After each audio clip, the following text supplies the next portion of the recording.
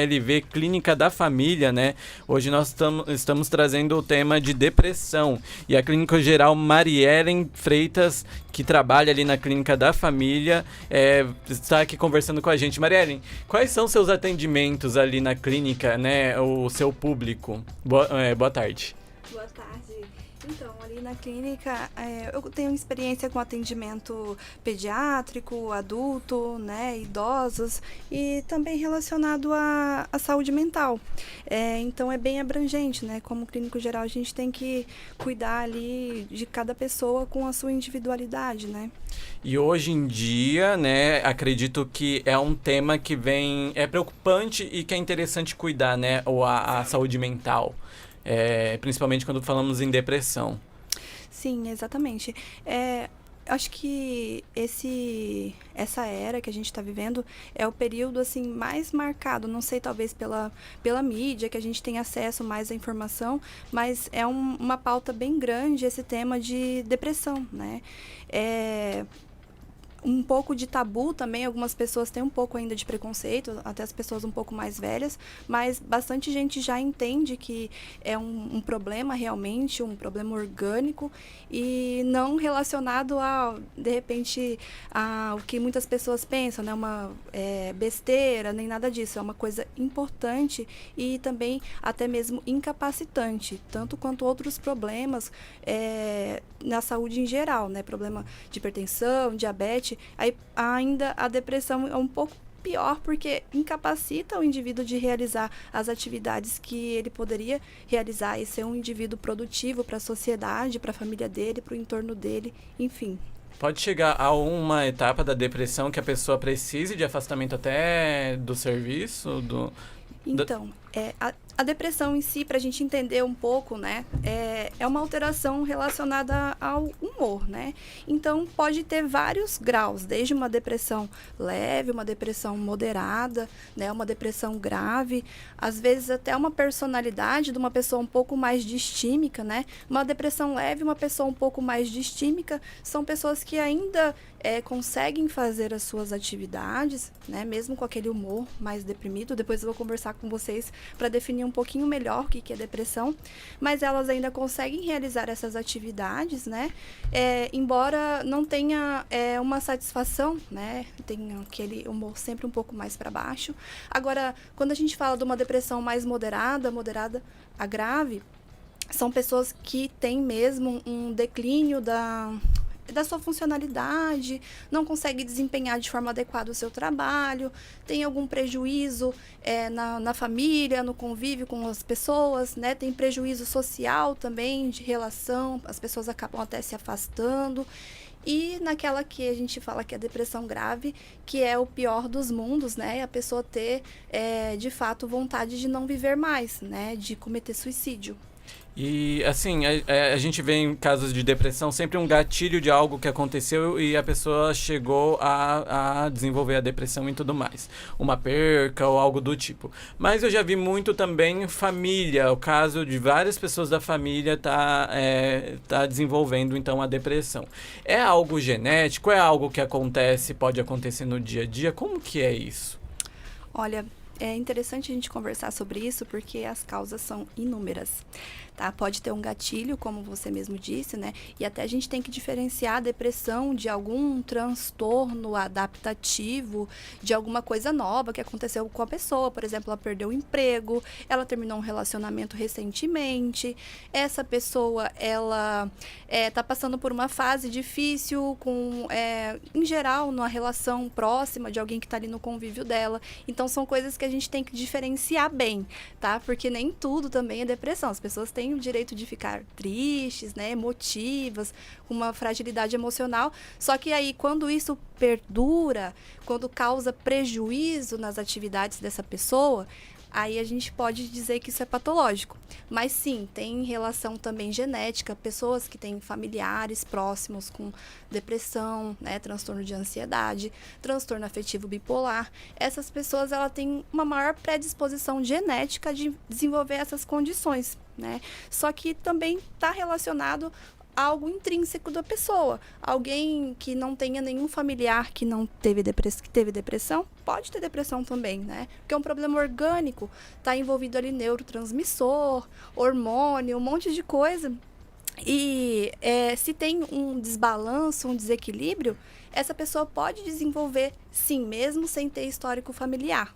Ó, para você que está em casa, quer participar, quer perguntar para a doutora, nosso momento de saúde LV Clínica da Família, pode mandando mensagem no nosso WhatsApp que a gente tá de prontidão aqui e a doutora responde. E doutora, levando nessa linha, né, que a gente está falando da depressão, nos dias de hoje, a internet, essa informação, tudo muito acelerado, também muito tempo nas telas, muito tempo no computador, pode ser algo que prejudica, que ajuda aí a desenvolver a depressão? Olha, eu tenho visto muito isso, principalmente na parte das pessoas mais jovens e das crianças. As pessoas, elas perderam, assim, aquele hábito de fazer atividades ao ar livre, né, de passeio, estão muito mais presas em telas, em redes sociais, e a gente, agora, assim, a curto prazo, a gente percebe que já traz um prejuízo para a pessoa, né, que a gente chama, às vezes, de procrastinação, né, de você deixar de fazer uma atividade que você tem que fazer, sabendo que você tem que fazer, porque às vezes você passa muito tempo ali na tela. E isso vai virando um ciclo vicioso para essa pessoa, né? Porque, imagina, ela tinha uma atividade para fazer, ela ficou um tempão ali na tela, ela perdeu o tempo que ela tinha para fazer, ela não pôde fazer mais. Ela fica triste, ela fica chateada com isso. Aí, para recompensa rápida, ela vai para a tela de novo. E vira um ciclo vicioso. E aí, realmente, a pessoa pode, né, ter um vício, né, nessa exposição de tela e o cérebro ficar acostumado à recompensa rápida, né? Porque, você imagina, a gente tem aqui fácil qualquer informação. Se você quer entretenimento, você coloca um filme. Se você quer dar risada, você coloca um vídeo no YouTube. E aí parece que, para muita gente, viver normal, né, ter uma experiência normal, ao ar livre, acaba que fica sem graça. Muita gente, eu vejo bastante criança, principalmente. As crianças, elas ficam muito tempo interagindo com jogos, e aí acaba que perde esse vínculo com a família e acaba sendo um fator de predisposição a ter depressão futuramente, né? Porque ela perde essa parte importante do amadurecimento cerebral, né? Que é esse convívio com a família. E assim, as pessoas pensam em tratamento de depressão, já pensam no uso de medicamento. É a única opção, é a primeira opção que já tem para abraçar? Ou realmente essa da qualidade de vida, de tentar começar a viver sair mais de casa, mudar uma alimentação, não sei, cortar bebidas e tudo mais, e tentar um convívio melhor. Existe esse lado também do tratamento, dependendo da fase da depressão ali?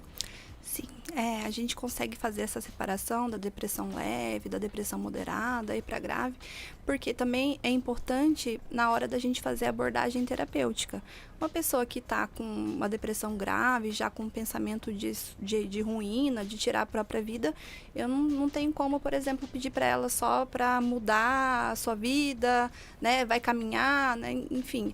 Eu provavelmente vou precisar entrar com uma medicação, com suporte familiar, às vezes até precisa de internação, né, não muito incomum acontecer, mas assim, nos estágios iniciais, a abordagem é mesmo essa, sabe? A gente tentar fazer uma mudança de estilo de vida, fazer com que essa pessoa, ela passe mais tempo fazendo atividades junto com a família, né? Principalmente a gente incentiva a criança a evitar a exposição à tela, né?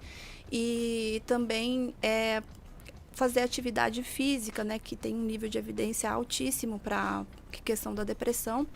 Também a alimentação influencia bastante, porque o nosso cérebro ele precisa de nutrientes para produzir neurotransmissor, para produzir hormônio.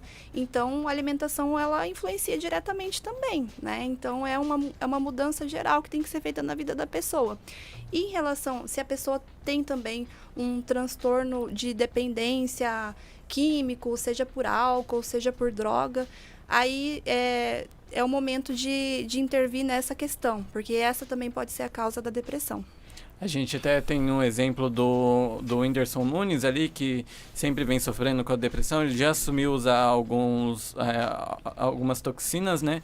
Mas eu até perguntei para a doutora se poderia ser a depressão veio antes e ele usou depois, ou se a droga pode ter desenvolvido, mas ambas duas coisas podem acontecer, né? Pode ser a depressão e ele ter usado e piorado, né? O caso, ou ele não ter desenvolvido depressão, mas usar a droga sem estar nesse estágio e ela piorar de qualquer jeito. Os dois caminhos poderiam ser, né, doutora? Quando a pessoa faz algum tipo de abuso de substância, pode ser porque ela já tenha um transtorno incipiente de depressão. Tem depressão bipolar, depressão unipolar, são vários subtipos, né? Mas, enfim, essa pessoa ela pode estar procurando de uma forma momentânea ter um alívio desse sofrimento, né? Só que acaba que se torna um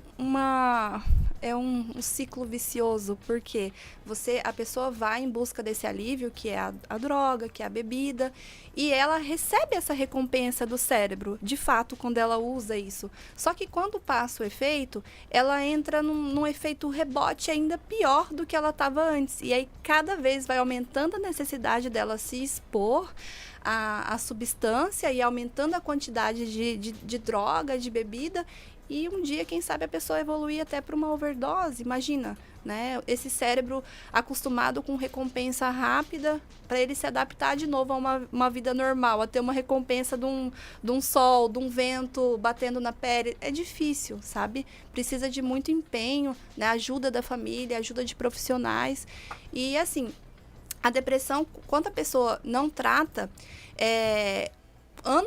meses de depressão não tratada podem aumentar o risco de recorrência do quadro, né? Que geralmente dura de 3 a 6 meses o episódio depressivo. Se a pessoa fica esses 3 a 6 meses em sofrimento e não recebe o tratamento adequado, a chance de ela ter um episódio depressivo no próximo é de 50% maior do que a população em geral. Entende? Então, por isso que tem que ter essa abordagem. E é um tratamento contínuo depois que a pessoa ela se sente curada ali, né? E ela precisa sempre estar acompanhando?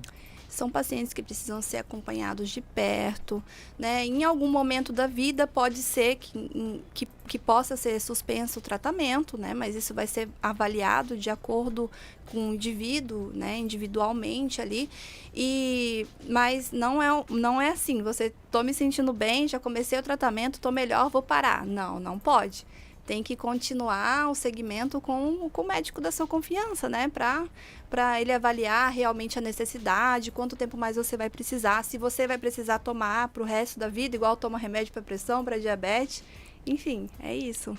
E, doutora, para terminar, a pessoa que ela tá com suspeita ali, ou a família tá com suspeita de alguém, quais são as características que é interessante observar, né? Até para não ir num diagnóstico tardio, como a doutora falou, que é mais difícil. Sim. Às vezes a pessoa não tá nem triste, tá? Ela pode ser uma pessoa que chega assim, eu tô desanimado de fazer as coisas que eu gostava. Aí eu pergunto, mas você tá triste? Não, só tô desanimado mesmo. Isso a gente chama de anedonia, que é a perda da vontade de fazer as coisas que gostava antes. Aí é um sintoma que é principal, né? Pode ser esse, ou pode ser uma tristeza maior, prolongada, maior do que 2 semanas. Aí tem os outros sintomas acessórios, que tem relação com o sono. Tem gente que dorme muito ou dorme menos, tem insônia. Pode estar relacionado também com o apetite. Essa pessoa ela pode comer mais do que ela era acostumada a comer, né? E ter ganho de peso. Ou ser uma pessoa que passa a comer muito menos, começa a emagrecer, né? Também pode ter relação, perca da libido, né? Alteração sexual. E também uma labilidade emocional. Uma pessoa que você começa a conversar com ela parece que já quer começar a chorar, sabe? Fica muito cansada, perde a energia para fazer as coisas, perde a capacidade de se concentrar nas coisas que ela tinha que fazer, né?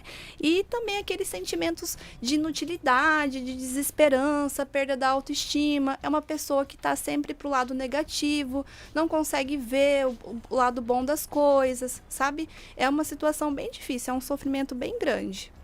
É isso aí, eu queria agradecer, esse é o nosso momento saúde com a LV Clínica da Família, que fica ali na Avenida Nereu Ramos, 1689, em Penha. É para quem está acompanhando pelo vídeo também, pelas nossas lives, tem essas informações também no telefone, que é o 47-3170-1171. Para você que tem tá percebendo esses sintomas e precisa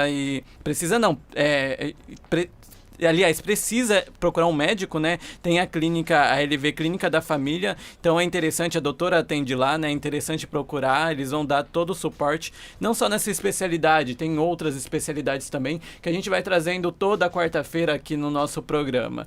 Na quarta-feira, então, nas próximas semanas, vocês podem esperar por mais temas. Mas para você que ficou com mais dúvidas, quer conhecer a clínica, então é na Avenida Nereu Ramos, 1689, em Penha. E o telefone é o 3170-1171. Eu queria agradecer, doutora, a sua participação hoje aqui. Eu que agradeço pela oportunidade, foi um prazer. É isso aí. Vamos